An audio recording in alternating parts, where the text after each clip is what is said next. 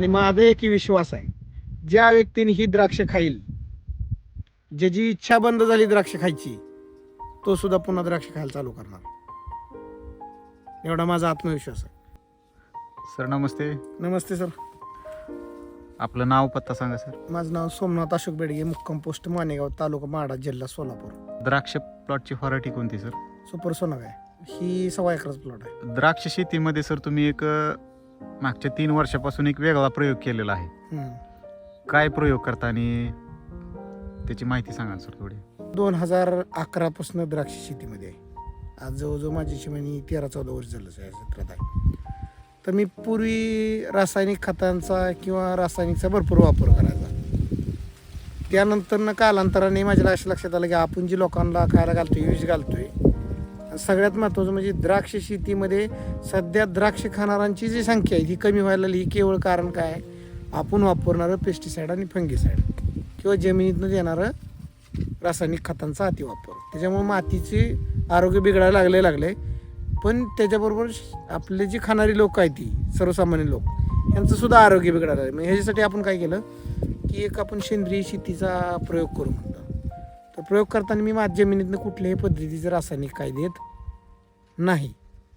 आणि हे सगळं करीत असताना ह्या 3 वर्षामध्ये आपण काय 3 म्हणजे 5 वर्ष झालं हे सगळा प्रयोग करून चालू आपल्याला टोटल. तर या 3 वर्ष सलग 3रं वर्ष आहे की आपण काय करतो, सेंद्रिय पद्धतीने जमिनीतून संपूर्ण प्रोसेस करतो. त्याच्यामुळं आपलं रेसिड्यू फ्रीमध्ये द्राक्ष येते. सॅम्पल जे आपण देतो टेस्टिंगला ते NRCचं टेस्टिंग करतो आपण. साध्या लॅबचं बी कुठल्या आपण टेस्टिंग करत नाही.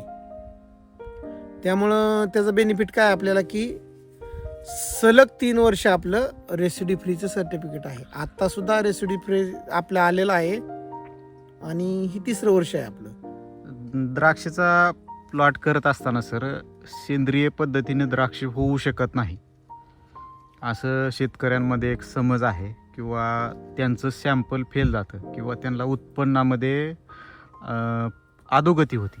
नाही, सगळ्यात महत्त्वाचं घ्या, 100% शेती होत नाही हे त्यांचं मत असेल तर मी त्याला दुजोराही देतो आणि त्याला प्राधान्य बी देतो. म्हणजे त्यांच्या म्हणण्याला थोडंफार मान्यता का देतो का, तर आपण लावलेले ते हायब्रिड व्हरायटी आपली कुठली आहे? आपली व्हरायटी हायब्रिड व्हरायटी आहेत. म्हणजे उत्पन्नाच्या दृष्टीने लावलेले आपण नवीन व्हरायटी लावलेल्या आहेत. आणि न्यूट्रिशन असेल किंवा इतर जे कुठले पदार्थ असतील त्याला द्यावं लागते. तर NPK सोबत जे न्यूट्रिशन सेकंडरी आहे ते सगळं द्यावं लागतं, हे त्यांचं मत आहे. पण ते मोजक्या प्रमाणात दिल्यानंतरनं सेंद्रिय शेती होत नाही, त्यांचं जे मत आहे ते मी खोडून काढतो. का तर मी सलग 3 वर्ष करतो. आपला सगळ्यात महत्त्वाचा मेन उद्देश काय की आपण आपण आपल्या मातीचं आरोग्य जपायचं आहे. आणि त्याचबरोबर जी पीक आपण पिकवणार आहे त्या पिकापासून इतर जे आपलं ग्राहक आहेत, खाणारं जे शेवटचा व्यक्ती आहे खाणारा, त्या व्यक्तीला आपण दिलेल्या अन्नापासून कुठलाही तोटा झाला नाही पाहिजे, हे आपण सांभाळायच्या गोष्टी. ह्या 2 गोष्टी करीत असताना आपण काय करायचं, रेसिड्यू फ्री आलं म्हणजे त्याच्यामध्ये तुम्ही कुठलंही पदार्थ टेस्टिंग केलं, तुमचं PGR, पेस्टिसाईड, फंगिसाईड सगळं टेस्टिंग केलं, ह्या पिकामध्ये कुठलंच काय नाही, मग हे तुम्हाला खायला काय अडचण? मग हे येतंय आणि हे आज 1 वर्षाचं येत नाही, सलग 3 वर्ष येते. माझ्याकडे सलग 3 वर्षाचे सर्टिफिकेट आहेत. मी हे तुम्हाला देतो. व्हिडिओमध्ये मी तुम्हाला पोस्ट देखील करतो की ही सलग 3 वर्ष सर्टिफिकेट आहेत, त्याच्यामध्ये कुठलाही खंड नाही. त्याच्यामुळं माझं मत आहे 100% होऊ शकतं. पण जर एखाद्या शेतकऱ्याला वाटत असेल त्यांचा आत्मविश्वास कमी असेल, आणि तो साहजिक आहे, ज्यावेळेस तुम्ही रासायनिककडनं 100% सेंद्रियकडे वळता त्यावेळेस तो सुरुवातीच्या काळामध्ये 1-2 वर्षामध्ये प्लॉटला कमी जास्त माल होऊ शकतो.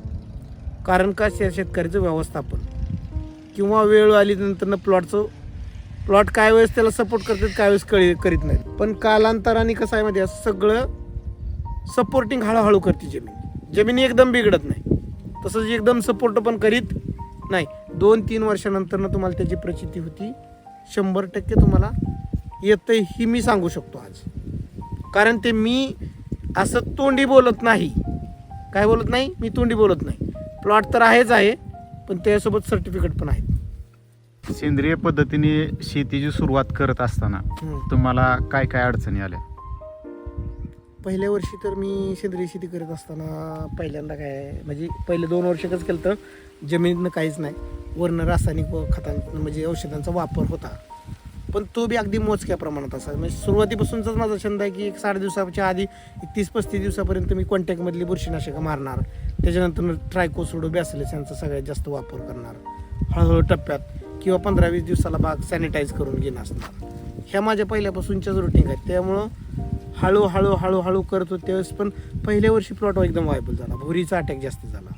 मग त्यावेळेस भुरीवरती आपण पर्याय काय केला पाहिजे ही मला सुचलं नाही. दुसऱ्या वर्षी नंतर हळूहळू त्याच्यामध्ये इम्प्लिमेंट करीत आता 2 वर्ष झालं कसलाच काय नाही प्रॉब्लेम. एक 2% भुरी येते साहेब. औषधं जरी मारली आणि काही जरी केलं तरी 2% तुम्हाला प्रादुर्भाव हा जाणवणारच. सुरुवातीला सर पहिल्या वर्षी ज्या वर्षी तुम्ही सेंद्रिय शेतीकडे वाटचाल करत असताना सुरुवातीला उत्पन्न आणि खर्च या बाबतीमध्ये थोडं सांगा. पुढच्या दुसऱ्या वर्षी काय झालं आणि आता सध्या परिस्थिती काय आहे? सगळ्यात महत्त्वाचं म्हणजे पहिल्यांदा ज्यावेळेस सेंद्रियकडे वाटचाल मी एकदम केलेली नव्हती. अगोदर मी मातीवरती सुरुवात ट्रायल केली, नंतर 2 वर्ष मातीवरती झाले, तिसऱ्या वर्षी वरची सुद्धा औषधाचं प्रमाण कमी केलं. प्रमाण कमी केल्यानंतर हळूहळू वर्षानुवर्ष कमी करीत राहिलो. पहिल्या वर्षी उत्पन्न माझं इक्वलच राहिलं असं काय नाही. दुसऱ्या वर्षी मी बेदाणा केला, तो बेदाणा मी स्वतःचं ब्रँडिंग करून 400 रुपये प्रति किलो प्रमाणे विकला. आता 3रं वर्ष माझं आहे. 3ऱ्या वर्षी सुद्धा आता पहिलं कसं केलं होतं की मी येईल तशा लोकांच्या ऑर्डर घेतल्या होत्या. आता तसं नाही, आता बल्कमध्ये ऑर्डरचे नियोजन केलेलं आहे. समजा समोरच्या पार्ट्या कोणात लांबच्या पार्ट्या त्यांना 1 टन 2 टन 3 टन अशा पद्धतीने बेदाणे द्यायचं नियोजन केलेलं आहे. तर तो बेदाणा मी 280 रुपये प्रति किलो प्रमाणे देतो. सेंद्रिय पद्धतीने शेती करत असताना सर द्राक्ष बागेच्या पिकाला फर्टिगेशनचं शेड्यूल कशा स्वरूपाचं असतं तुमचं? फर्टिगेशन म्हणजे सगळ्यात महत्त्वाचं म्हणजे मी आपल्या घरी काय जनावरं वगैरे स्लरी वगैरे काय करीत नाही. महत्त्वाचं लक्षात घ्या, कारण डाळिंब द्राक्ष क्षेत्र थोडं असल्यामुळं आपण सगळं क्षेत्र गुंतलेलं आपलं. 1-2 आपल्या म्हशीच्या आहेत बारक्या, पण त्याचं काही तेवढं शेण आपल्याला पुरू शकत नाही. त्याच्यामुळे मी भाग्यलक्ष्मी डेअरीचं जे आहे ते कंपोस्ट वापरतो. आणि त्यांचं जे काय मिनरल बेसमध्ये येतं आहे carbon plus organic potash, carbon plus organic phosphorus, calcium magnesium silicon base, त्याला बी कार्बनचं सगळं सपोर्टिंग आहे. तशा पद्धतीचं वापरत माझं फर्टिगेशनचं नियोजन असतं. वॉटर सोल्युबल कुठलंही बिलकुल मी 5 वर्ष देत नाही कसलंच, किंवा रासायनिक खतंसुद्धा जमिनीतून देत नाही. बरं, साधारण सर डोसचं शेड्यूल किती दिवसाला असतं आणि कसं असतं? सगळ्यात महत्त्वाचं म्हणजे आपलं हे द्राक्ष पीक हे कसं असतं, एप्रिलला सगळ्यात त्याची काडी वगैरे तयार करतो आपण. त्यामुळे एप्रिलचा डोस आपला राहतो. त्याच्यानंतरनं ऑक्टोबर छाटणी करण्याच्या अगोदर 10 दिवस असतो आणि सेटिंग नंतरनं 10 दिवसांनी असतो. म्हणजे साधारणतः पहिला एप्रिलचा डोस असतो काडी तयार करण्याचा, त्यानंतर छाटणीपूर्वचा 10 दिवस डोस आणि सेटिंग झाली की डोस द्यायचा दुसरा. म्हणजे परत पहिला ऑक्टोबर छाटणीचा दिल्यानंतर 60 दिवसांनी, असं हे 3 डोसचं नियोजन असतं सर. बेसळ डोस जमिनीतून. हे डोस सोडून तुम्हाला रासायनिक डोस द्यायची गरज पडते का? हे 3 वर्षात तर मला गरजच पडली नाही. बऱ्याच लोकांचं मत आहे येत नाही, पण मला तर गरज पडली नाही वैयक्तिक. आता ज्यांची, कारण का मी ही कंपल्सरी जवळजवळ 5 वर्ष झालं करून. जर समजा एखादा शेतकरी नवीन असेल, त्यांना वाटलं करावं, तर त्यांनी पहिल्यांदा हे तर 100% वापरून जर त्यांना डिफिशियन्सी वाटली तर ते निवळीच्या स्वरूपात एखादा अर्ध देऊ शकता नॉर्मली. पण ती कुठपर्यंत समजा पहिल्या वर्षी त्यांना वाटली, त्यांनी पहिल्याच वर्षी दे, दुसऱ्या वर्षी वाटली नाही तर गरज नसताना द्यायची काही गरज नाही, असं मला वाटतं. बरं सर, आपल्या द्राक्षाच्या प्लॉटला जे फवारणीचं शेड्यूल असतं त्या बाबतीत काय करता सर तुम्ही? सगळ्यात महत्त्वाचा मुद्दा लक्षात घ्या. मी जे आहे ते रिॲलिटीमध्ये सांगतोय. मी काय असं फुगवून चढवून सांगायची गरज नाही. सुरुवातीच्या काळामध्ये तुमची M45 असेल, Z78 असेल किंवा कॅपटॉप असेल, ही कुठली कॉन्टॅक्टमधली फंगीसाठी, ज्या शेतकऱ्यांचं मत आहे की येत नाही, ह्याला दुजोरा देत मी काय सांगतोय, कॉन्टॅक्टमधली औषधं एक पहिल्या 25 दिवसात ते 30 दिवसापर्यंत वापरायची. त्याच्यानंतरनं तुम्ही ट्रायकोसोडो बॅसिलस, व्हर्टिसिलियम लॅकेनी असेल, बिवेरिया असेल, मेटारायझा असेल, तुम्ही रासायनिक समजा कीटकनाशक द्यायचं आहे त्या ठिकाणी व्हर्टिसिलियम लॅकेनीचा वापर करू शकता. बुरी असेल काय असेल, ट्रायकोसोडो बॅसिलस, जसं जे कल्चर आहे ते कल्चरचं प्रमाण जास्त वाढवलं. आपण काय केलं, कल्चरचं प्रमाण जर जास्त वाढवलं तर रोगांचा अटॅक आपला कमी होतो.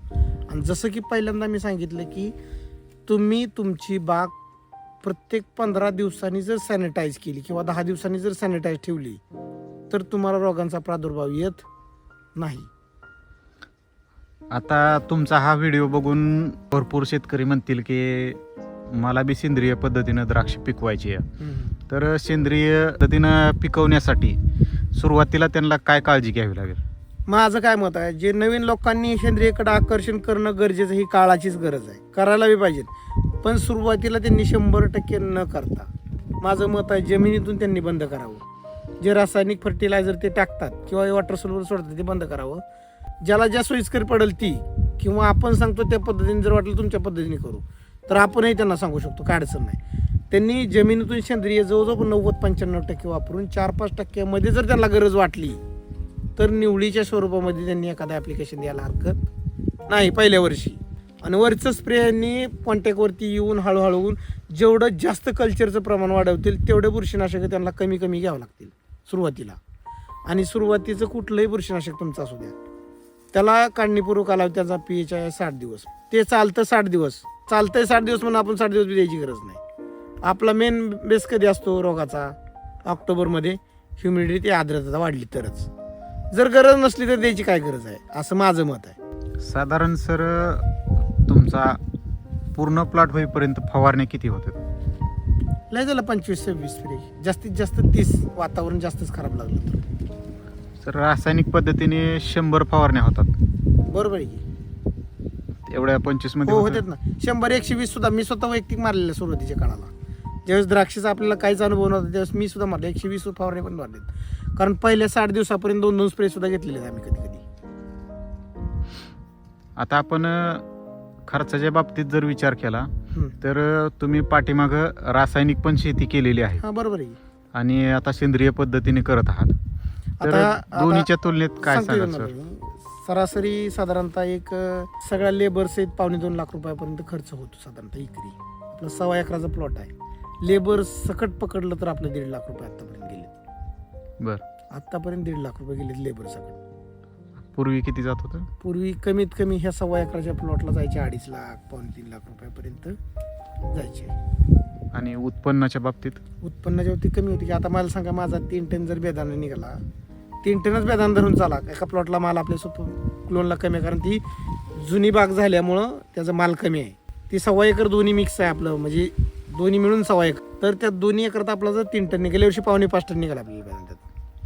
पण चालू वर्षी बाग जुनी असल्यामुळं गेल्या वर्षी ऑवर्शनमध्ये पाणी कमी पडल्यामुळं त्यांना घडांची निर्मिती कमी झाल्यामुळं ती वीक झालेत झाडं, वलांड जाळलेत अक्षरशः. त्याच्यामुळे ह्या वर्षी 3 टन जर बेदाणा निघाला 280 रुपयाने आपण आता सध्या आपलं ॲडव्हान्स बुकिंग आहे. त्या प्लॉटचं बेदाण्याचं ॲडव्हान्स बुकिंग आहे 280 रुपये. म्हणजे माल काढण्यापूर्वी, माल काढायच्या अगोदर गेल्या महिन्यात डिलिंग झालेलं आहे त्याचं. बेदाणा तयार होण्यापूर्वी तर तो तयार होण्यापूर्वी विक्री आहे. विकला? हां, पॅकिंग नाही करायचं. 15 किलोचे बॉक्स द्यायचे, पॅकिंग त्यांनी करणार आहेत. आणि ते बल्क क्वांटिटी म्हणून तेवढ्याला दिलं आहे. पॅकिंग म्हणलं तर 400 रुपयाने आपण विकतो. बरं, तुमच्यासारखेच अजून भरपूर शेतकरी सेंद्रिय शेती करण्यास इच्छुक आहेत, त्यांना सर आपण गायडन्स करू शकता? 100% काय सुद्धा अडचण नाही. कुणीही म्हणावं करावं आपण त्यांना करून देऊ शकतो. पण पहिल्या वर्षी रेसिडी फ्री किंवा झिरो रेसिडी निघल ह्याची गॅरंटी मीही सांगू शकत नाही. मार्केटमधले असे काय मॉलिक्युल आहेत की ते 3 वर्षे, उदाहरणार्थ जर लिहोसिनचं घेतलं तर लिहोसिन जमिनीनं सोडलं तर 3 वर्ष दाखवतो झाडामध्ये. रेसिडी फ्री पहिल्या वर्षी होईल याची मी गॅरंटी देऊ शकत नाही. पण ज्यावेळेस आपल्या जमिनीचा पोत चांगला सुधारायला चालू होईल त्यावेळेस आपण 100% त्यांना शाश्वत देऊ शकतो, तुमचं रेसिडी फ्री येऊ शकतं आणि आपण गायडन्स सुद्धा करू शकतो, काहीच अडचण नाही. बागेला ज्यावेळेस आपलं पाणी फिरायला चालू होतं त्या टायमिंगला जमिनीतलं जे आपटेक आहे ते बऱ्यापैकी बंद झालेलं असतं आणि झाडाची पानं वगैरे ट्रेसमध्ये जातात. तर तशी काय समस्या वगैरे तुम्हाला जाणवती का, किंवा त्यासाठी तुम्ही काय यूज केलं? तसं काही समस्या वाटत नाही. त्यासाठी आपण काय करतो, आपल्याकडं मी सांगितलं पहिलेच की आपल्याकडं काय घरचा पर्याय कुठलाच अवेलेबल नाही. आपण मार्केटमधलंच वापरतो. मार्केटमधलं वापरताना भाग्यलक्ष्मी डेअरी फार्मचे जे स्लरी आहे जिओगेन नावाने, ते आपण स्लरी वापरतो. ती स्लरी डायजेशन सिस्टीममध्ये 40 ते 60 दिवस ठेवलेली असते. त्याच्यामधले जे गॅसेस आहेत किंवा पॅथोजन आहेत ते संपूर्ण क्लीन करून त्याच्यामध्ये 10 प्रकारच्या बॅक्टेरिया जीवाणूंचं इन्क्लूड करून दिलेलं आहे. त्याच्यामुळे त्याच्यापासून आपल्याला भरपूर रिझल्ट मिळतो. KSB PSB असेल, ॲझोट असेल, ट्रायको असेल, अशा बऱ्याच प्रकारचे त्याच्यामध्ये 10 प्रकारच्या बॅक्टेरिया आहेत. जे जीवाणू जमिनीमध्ये जीवाणूंची संख्या वाढली किंवा जीवाणू दिलं तर ते अपटेकचे ऑटोमॅटिक प्रोसेस होते. आपल्या जमिनीमध्ये सेंद्रिय भरपूर असतं पदार्थ. आपण तणनाशक कुठल्याही पद्धतीच्या जमिनीवरती मारत नाही कधीच. ते सोडून तुम्हाला इतर सोडण्याची काय गरज वाटली का? अजून तर मी काय दिलं नाही. तुमच्या समोर प्लॉट आहे.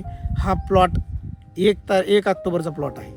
आज तारीख आहे आपली 9 तारीख, म्हणजे 129 दिवसाचा प्लॉट आहे आपला. माझा एक विश्वास आहे, ज्या व्यक्तीने ही द्राक्ष खाईल, ज्याची इच्छा बंद झाली द्राक्ष खायची, तो सुद्धा पुन्हा द्राक्ष खायला चालू करणार. एवढा माझा आत्मविश्वास आहे.